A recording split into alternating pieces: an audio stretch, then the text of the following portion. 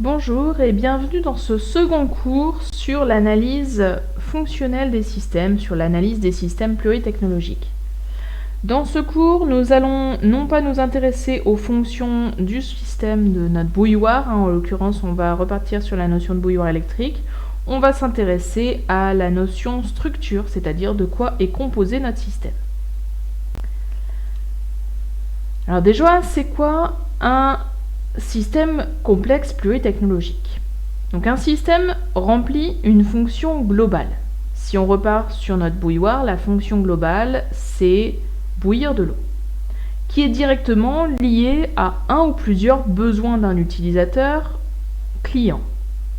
Le système est pour cela constitué d'un ensemble d'éléments, sous-systèmes ou composants, interreliés qui interagissent les uns avec les autres d'une manière organisée pour accomplir une finalité commune. Ces éléments peuvent être nombreux et les interactions de nature différente. Échange de matière, d'énergie, d'informations. C'est pour ça qu'on parle de système complexe pluritechnologique. Si on prend l'idée de notre bouilloire, on a un échange d'énergie, de chaleur, passée par le réseau électrique qui vient permettre de transformer cette chaleur par diffusion à l'eau. Et on va avoir donc une interaction entre un sous-système socle qui va permettre d'alimenter le composant bouilloire, donc le pot étanche, en énergie, en chaleur, en vue de faire bouillir de l'eau. Alors, on va classer assez rapidement les systèmes pluritechnologiques. Il faut savoir qu'il en existe un nombre infini. L'homme a été très productif et l'est toujours. Et il va y avoir, donc on va définir un certain nombre de rangements, de classifications de ces systèmes. La première chose qu'il est important d'avoir, c'est l'importance de la valeur ajoutée. N'importe quel système fabriqué par l'homme doit avoir une valeur ajoutée. La valeur ajoutée, c'est quoi?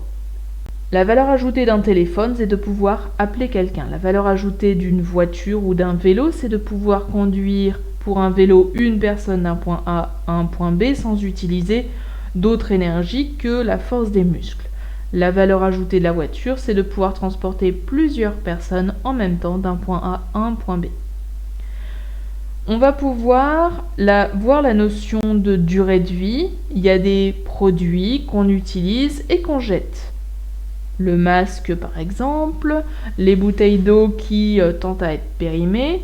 On va également avoir des systèmes à durée de vie long, un ordinateur, à durée de vie très long, une maison, un bâtiment.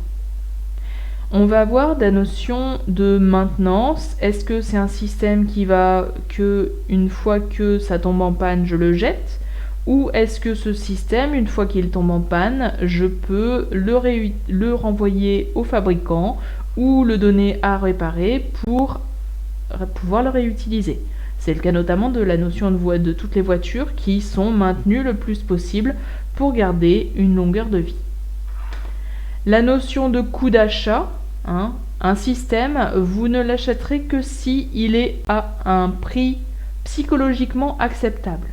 C'est-à-dire que vous voulez acheter un pot de yaourt, il est à 1 centime d'euro, vous ne l'achèterez pas. Vous ne l'achèterez pas parce que pour vous, s'il est à 1 centime d'euro, c'est qu'il est périmé. Vous avez un aspect psychologique derrière tous les achats. Et des aspects également de quantité produite. Alors revenons sur cet aspect-là. Il faut savoir que les systèmes pluritechnologiques, il y en a de tas différents. Il y a les produits technologiques, pluritechnologiques grand public, avec une très grande diffusion. Qu'est-ce que ça change, la très grande diffusion? Prenons l'exemple d'une marque à la pomme. Ils ont décidé de définir pour chacun de leurs produits des connecteurs uniques, propres aux produits à la pomme. Donc, ils ont défini des composants propres à eux, parce qu'ils savaient pertinemment qu'ils allaient vendre des milliers, des millions, des milliards de produits, et que le fait de perdre un peu de temps à concevoir quelque chose de nouveau n'allait pas entacher la rentabilité de leurs produits à la vente. On va avoir des systèmes pluritechnologiques à diffusion limitée. C'est notamment le cas de tout ce qui est machines spécifiques en entreprise.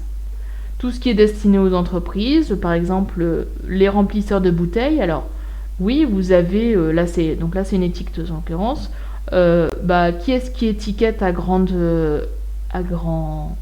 renfort d'étiquette, qui est-ce qui produit beaucoup de bouteilles étiquetées.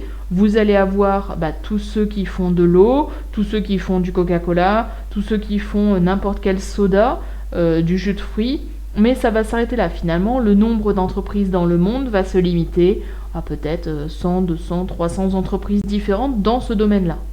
Donc finalement, la diffusion est limitée.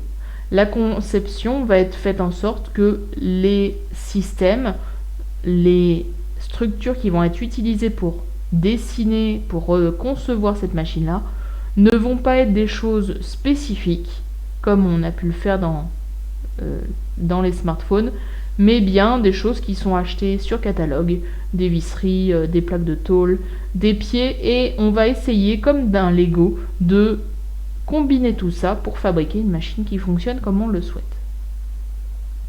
Et puis ensuite, vous avez des systèmes spécifiques à diffusion extrêmement limitée, avec une très haute technologie, tout ce qui est fusée, tout ce qui est spatial, tout ce qui est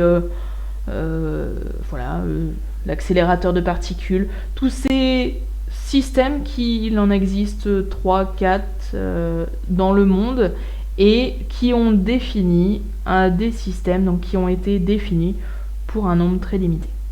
Donc en fonction de ça, finalement les produits sont conçus différemment. On n'a pas exactement la même manière de visualiser la conception et la réalisation. Mais revenons à notre bouilloire. Alors, on est parti sur la structure de notre système pluritechnologique. Alors finalement, c'est quoi une bouilloire ? Une bouilloire, c'est composé d'un pot pour recevoir de l'eau à chauffer, d'un socle sur lequel on pose la bouilloire pour faire chauffer l'eau. L'eau est chauffée grâce à une résistance électrique placée au fond du pot, ici, au fond du pot. Un cordon électrique lié au socle permet de brancher la bouilloire et la mise sous tension est réalisée grâce à un bouton marche-arrêt. Un voyant précise, donc le voyant est ici, le bouton ici. Le voyant précise à l'utilisateur si le système est sous tension. Un capteur de température qui n'est pas forcément visible détecte l'eau lorsque l'eau bout et coupe la mise sous tension en déclenchant le bouton marche-arrêt tout seul. L'utilisateur peut interrompre le chauffage à tout moment en appuyant lui-même sur le bouton arrêt. Enfin, le couvercle permet de verser l'eau à chauffer, tandis qu'un bec et un filtre permettent de filtrer l'eau chaude que l'on souhaite utiliser. Ça, c'est ce qu'on pourrait retrouver dans la notice d'utilisation. Finalement, on va pouvoir, en langage SysML, traduire ça sous forme de bloc, dans ce qu'on appelle le diagramme de définition de bloc. Alors, on va retrouver le titre, donc BDD, bloc, définition, diagramme, pour la description structurelle. La bouilloire électrique va avoir donc son bloc, c'est le système principal dans lequel il y a un ensemble de blocs séparés et de sous-systèmes. On va donc avoir le bloc système de contrôle, le bloc châssis, le bouton on, le commutateur de puissance. On va également retrouver le sous-système avec le pot et, compris dans ce sous-système pot, le capteur de température et la résistance chauffante. Maintenant qu'on connaît la composition d'un système, c'est pas suffisant pour savoir comment est-ce qu'ils doivent être reliés pour fonctionner.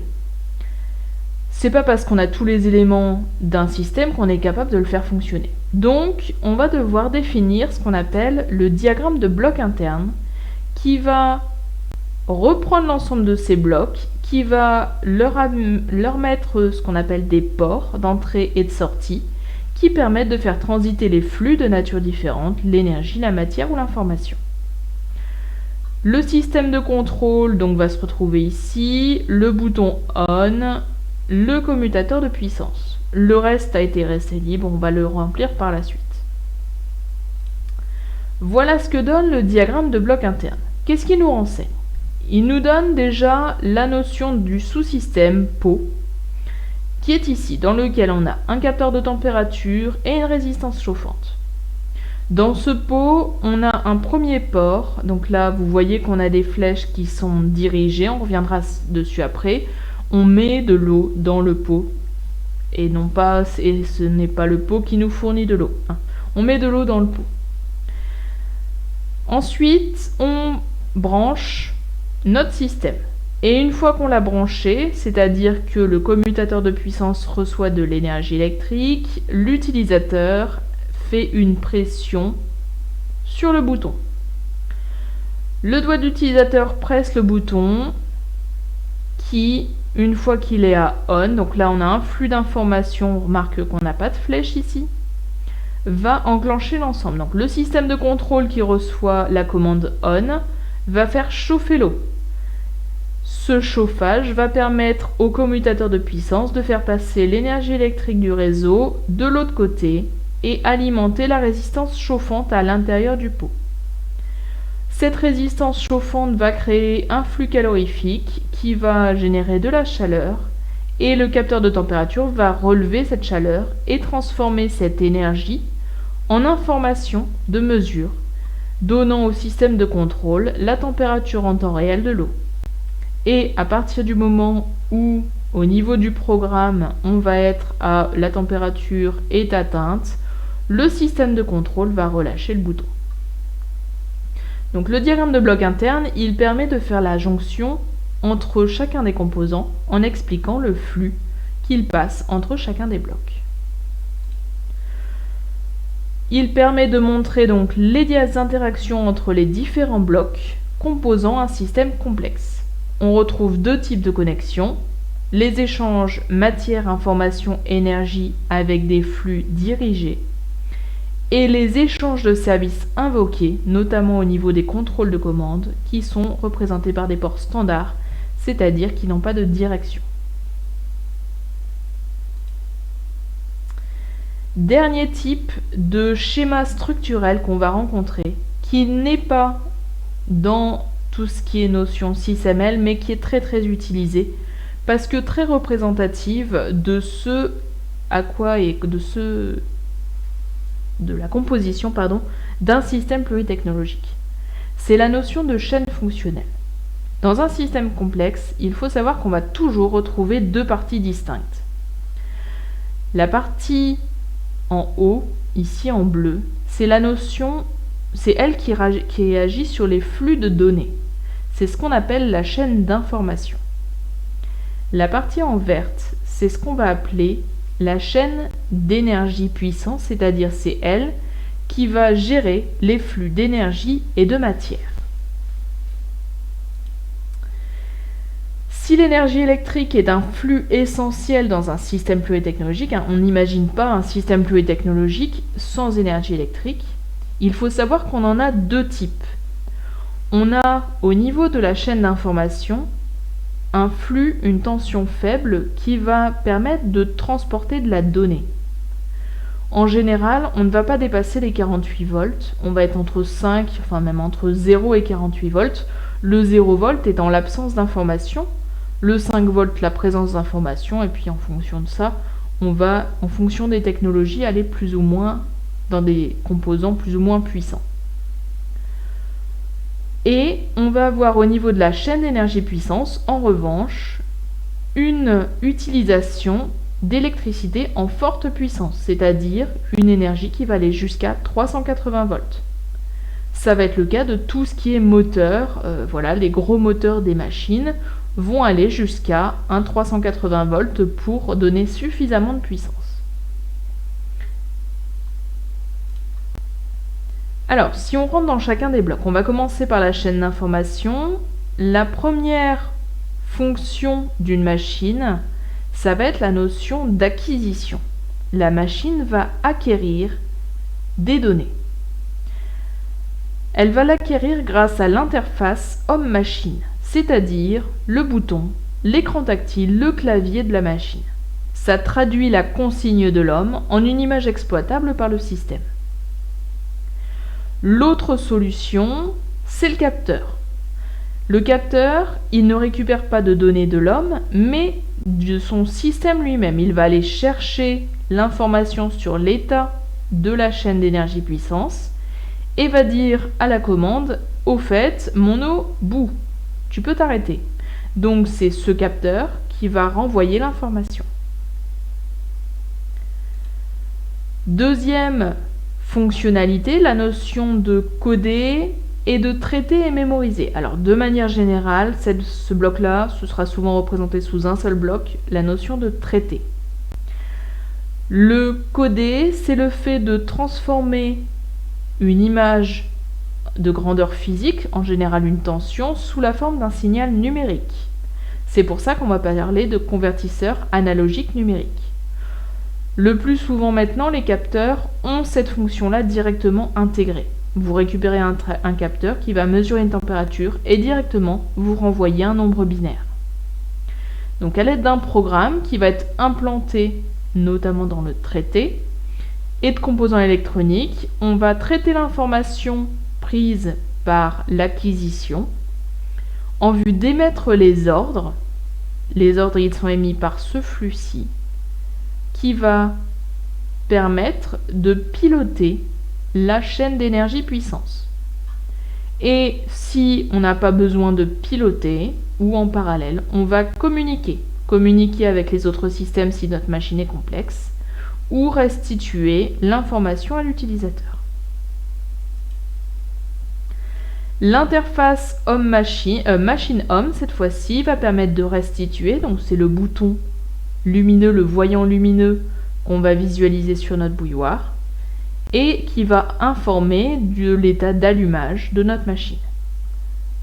On peut également imaginer qu'on étudie un sous-système, une partie de machine qui va être en communication avec d'autres sous-systèmes.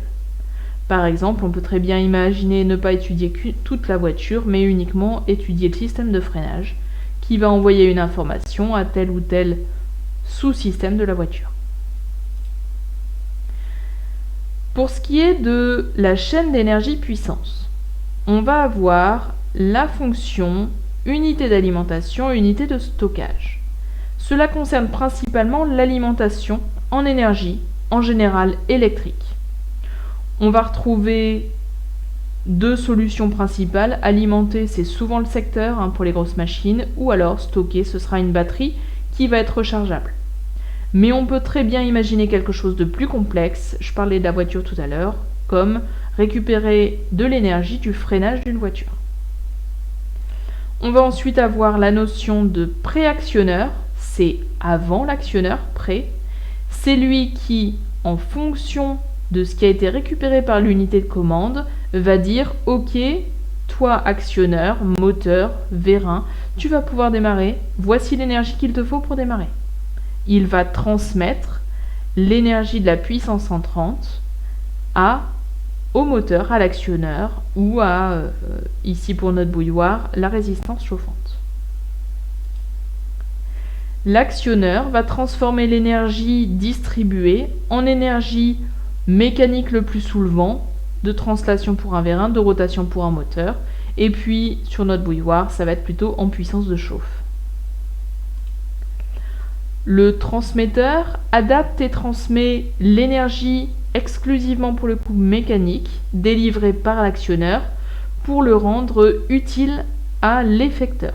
C'est par exemple tout ce qui est la notion d'engrenage de système mécanique qui va transformer une rotation suivant un axe en une rotation suivant un autre axe, qui va ralentir, qui va augmenter. Un transmetteur, pour avoir une bonne idée, c'est votre boîte de vitesse dans une voiture. Et enfin l'action, c'est lui qui va avoir effectué la transformation d'une matière d'œuvre entrante, dans notre bouilloire ce serait eau froide, à une matière d'œuvre sortante, ce serait eau chaude.